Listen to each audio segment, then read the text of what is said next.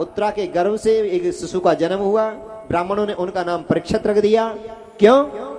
क्योंकि परीक्षा करता था जिसने मेरे गर्भ में रक्षा की थी वो कौन था, सबकी परीक्षा करता था, सब में उसको देखता था। किसको? भगवान श्याम सुंदर को। भगवान पहुंचे द्वारका, धूमधाम से भगवान द्वारका में गए, उनका भव्य स्वागत हुआ।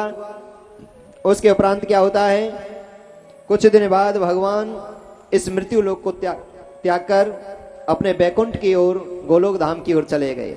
समय व्यतीत हुआ। युधिष्ठिर जी ने कहा, भैया अर्जुन आप जाओ द्वारका, भगवान कृष्ण का शुभ समाचार लेकर आओ। बहुत समय व्यतीत हो गया, कोई समाचार नहीं आया है। और सोचेंगे वो जब पांडवों पर कष्ट आते थे, दुख आते थे, आपत्ति आती थी तो बहुत याद करते थे। अब राजा बन गए हैं, अब मुझे भूल गए, कहीं ऐसा विचार उनके मन में नहीं आ जाए। अर्जुन तुम जाओ। अर्जुन जैसे ही द्वारका गए, रास्ते में भीलों ने लूट लिया। पता लगी भगवान श्याम सुंदर इस मृत्यु लोक से गोलोक धाम पधार चुके हैं। रोते हुए आए।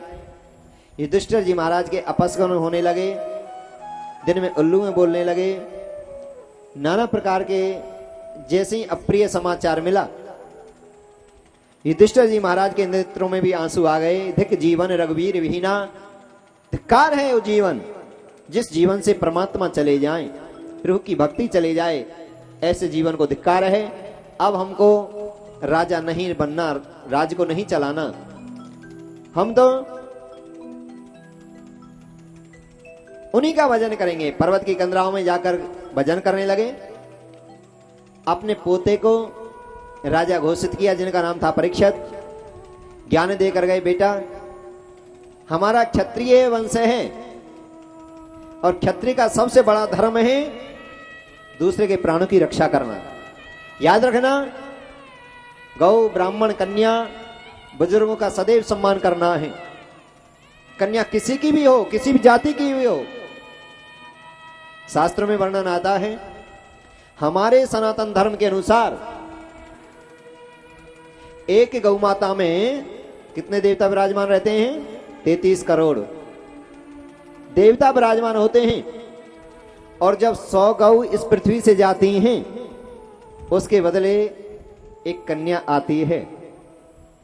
इसलिए कन्या तो महाशक्ति है, महादिव्य परमात्मा का ही स्वरूप है। कन्या किसी की भी हो, किसी जाति, किसी धर्म, किसी मजहब की हो, और गलती भी कर दे फिर भी क्षमा के योग बताई है। उनके तो बेटा सदैव चरणों की ओर ही ध्यान लगाना। गौ बुजुर्ग कैसा भी क्यों ना है, चाहे नशे में ही क्यों ना है, चाहे उसका बात करने का तरीका ही गलत हो, फिर भी अपना पिता समझकर, बुजुर्ग समझकर वो क्षमा करने के योग्य है।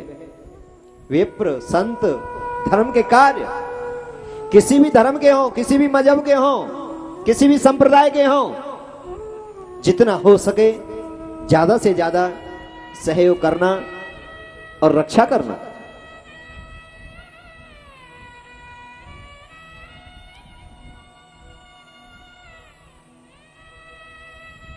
संतों की सदैव सेवा करना।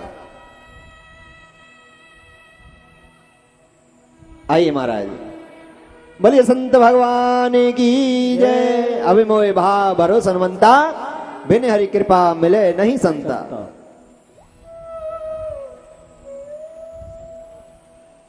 महाराज जी की बड़ी कृपा है, इन्हीं के आशीर्वाद से ये जो पंजाब की भूमि राजपुरा में जो श्रीमद् भागवत रूपी अमृत वर्षा हो रही है, इन्हीं महंत जिनकी महाराज कैलाश गिरी जी जो पंजाब के महान संत,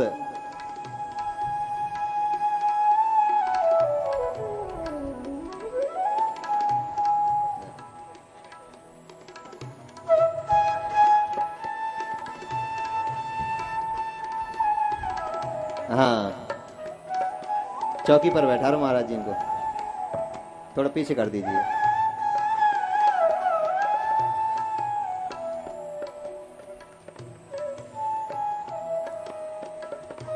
मधुरे मधुरे नाम सीताराम जय सीताराम। मधुरे मधुरे नाम सीताराम जय सीताराम। मधुरे मधुरे नाम सीताराम जय सीताराम।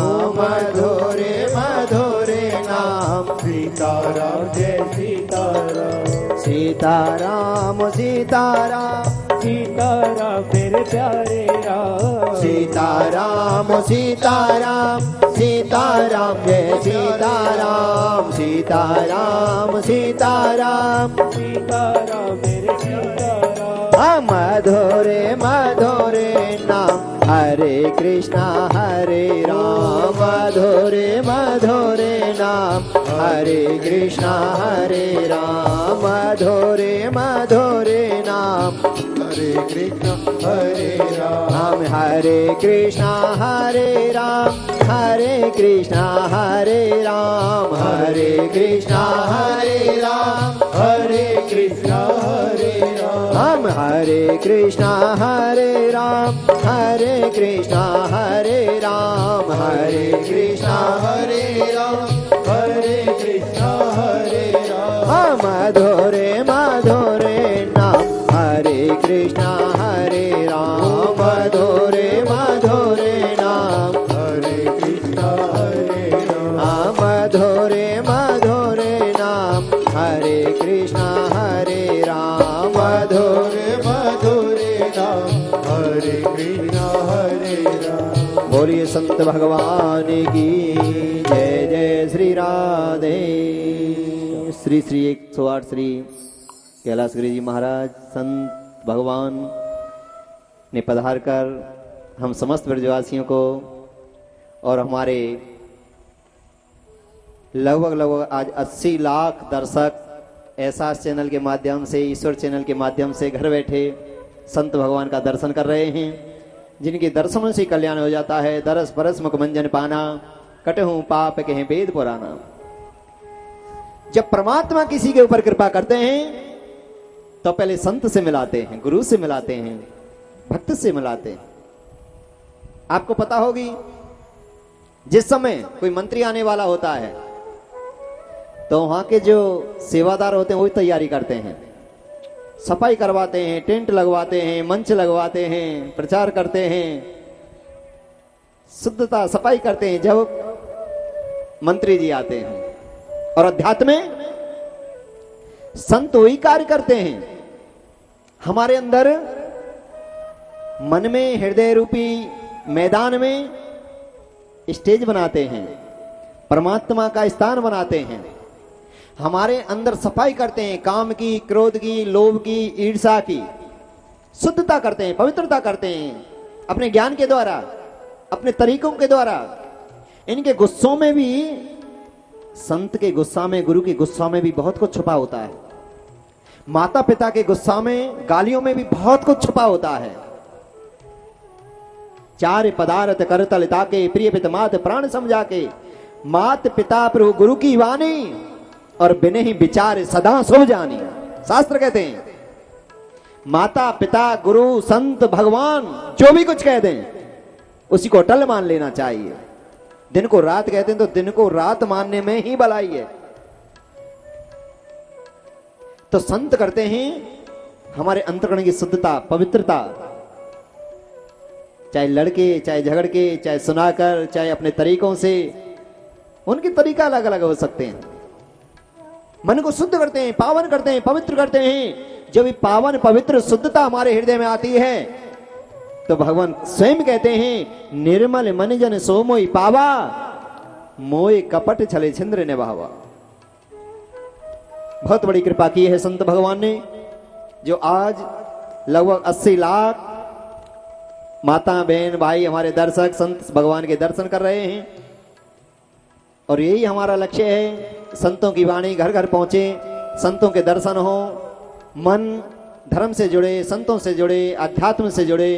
कलिकाल कलयुग से तभी बचा जा सकता है। कलिकाल कलयुग युग पाप, पाखंड, द्वेष का युग है, परंतु इसमें सबसे बड़ा गुण यही है भाई को भाई अनक अलसहु नाम जपत मंगल दिसु को भावना से भी संतों की वाणी मिल जाए, परमात्मा का नाम मिल जाए, इनके दर्शन मिल जाए, तीर्थों का सहारा मिल जाए, तो कलिकाल कलयुग में भी परमात्मा की प्राप्ति बहुत ही आसान है, बहुत ही संभव है। कलयुग केवल नाम आधारा, सुमिर सुमिर नर उतरे ही पारा। भाई को भाई अनक आलसहु और नाम जपत मंगल दिसु, जिनके दर्शनों से, जिनकी वाणी से दसों दिशाएं मंगल में हो जाती हैं, ऐसे संत समाज को हम कोट कोट नमन करते हैं। बोलिए संत भगवान की जय। भगवान ने दर्शन दिए, परीक्षित राज का संचालन करने लगे। जो दादाजी बोलकर गए, पिताजी बोलकर गए कि संतों की सेवा करना, गौ की सेवा करना, कन्या किसी धर्म, किसी मजहब, किसी भी जाति से क्यों ना हो, सदैव उनकी रक्षा करना, धर्म की रक्षा करना। जो धर्म की रक्षा करते हैं, धार्मिक कार्यों में सहयोग करते हैं, उनका यश बढ़ता है, कीर्ति बढ़ती है, लक्ष्मी बढ़ती है, शांति आती है। और जो इनको हानि पहुंचाते हैं, उनका वंश नाश हो जाता है। आगे कथा में आता है, यदा देवेशु वेदेशु गोसु विप्रसु साधुसु धर्ममयी चे विद्वेषे सैने आयुने सती। जो गौ को, ब्राह्मण को, कन्याओं को, धर्म को, धार्मिक कार्यों में जो हानि पहुंचाते हैं, वो तो खत्म होते ही होते हैं, वो वंश को भी ले बैठते हैं। तो राजा परीक्षित दादाजी जैसे बोलकर गए वैसा कार्य करते हैं। वे रात्रि में घोड़े पर पहरा लगाते हैं।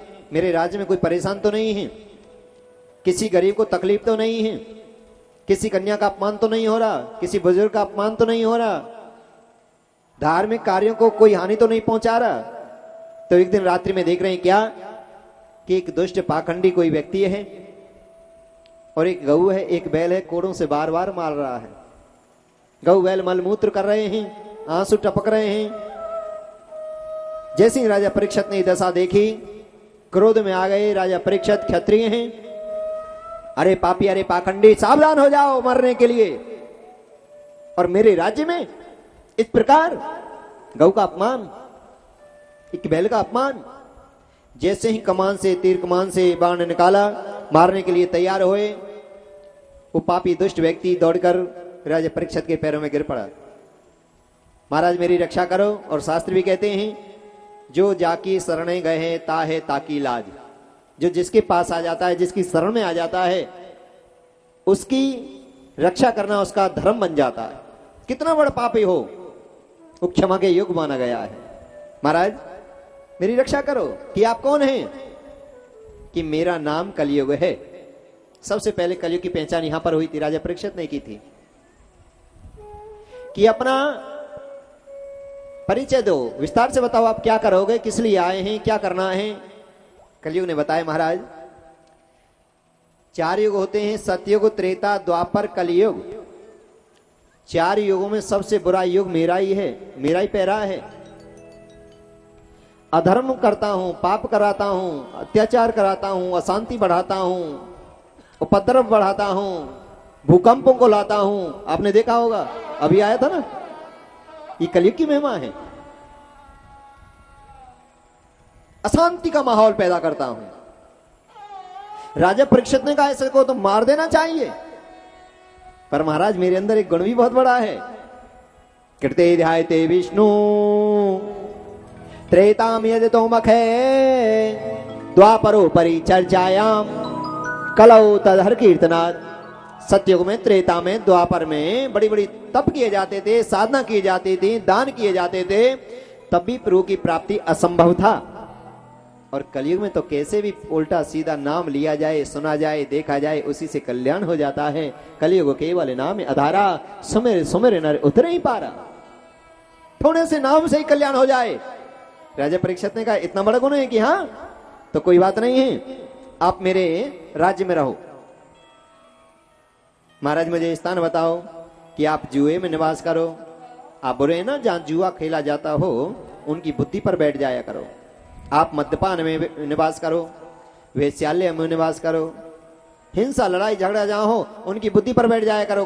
कलयुग तुम जाकर। महाराज मेरे अवगुण देखकर आपने सब ऐसे स्थान बताए हैं, कोई अच्छी जगह नहीं बताई, मेरे गुण नहीं देखा कितना अच्छा गुण है। परीक्षित बोले गुण तो तुम्हारा सोने जैसा है, वैसे तो थोड़े से भजन करने से ही कि तुम सोने में भी निवास करो।